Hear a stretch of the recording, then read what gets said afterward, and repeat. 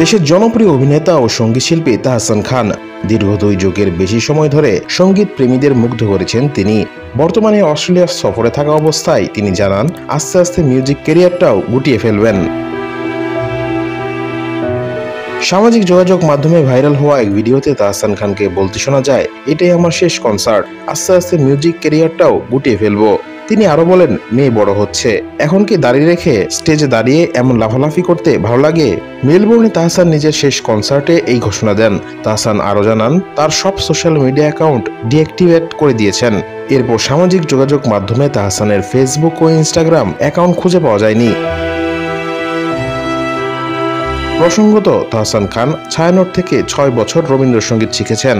1998 সালে তিনি ও আরো কয়েকজন মিলে গঠন করেন ব্যান্ড দল ব্ল্যাক। পরবর্তীতে ব্যান্ড দল থেকে আলাদা হয়ে নিজস্ব ধারার গানে সম্পৃক্ত হন।